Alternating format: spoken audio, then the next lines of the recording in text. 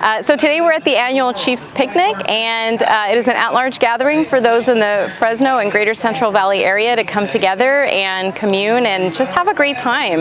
It's important to bring culture back into the community, our culture, our language, so many stories and history that's been lost along the way as we've migrated out to California. There are so many of us, and you know, the need to gather and come together and the importance that our culture has to be able to pass that to our children. Also that we are here, and so you know, it's not just getting a Cherokee card and going on your way, but I mean, Cherokee is a way of life. I'm a Stanislaus County Supervisor in District 5. Well, it's always important to come out and fellowship with our Cherokee brothers and sisters. It's great to hear from our elected officials, our at-large tribal council members, as well as our chief and deputy chief. The Cherokee way is my way of life, and that's about giving back, that's about public service, and that's about doing right by your fellow man. Before anyone ever heard of a state of Oklahoma, we had treaty rights and we had sovereignty, and our ancestors exercised it. We're exercising it again in a way that we've not seen since that era. It feels like power, it feels like strength, and it feels like justice. It's almost scholarship time, and I want to remind everyone here that last year, 1,000 at-large Cherokee citizens went to college on a college scholarship. That's a record. That's the most that's ever happened. We got to keep building on that progress. We're in Bakersfield, California at Hart Park. We're having our annual Cherokee Nation picnic. The principal chief of the Cherokee Nation came out to have a cultural event with the community here in Kern County. I grew up away from our culture and away from so much.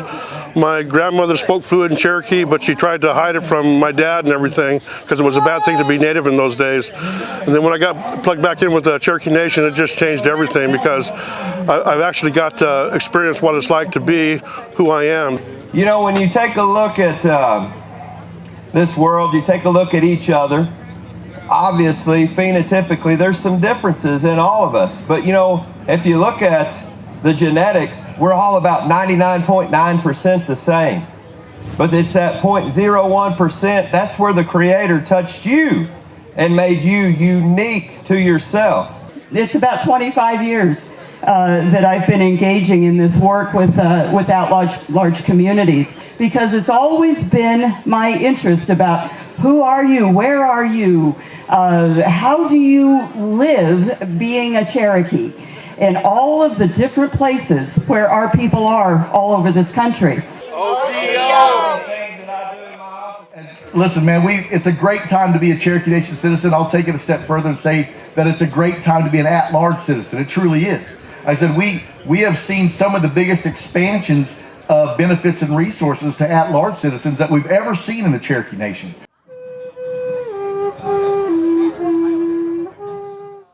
Right now, today, we are at the Cherokee Nation's at-large gathering here in Suisun, California.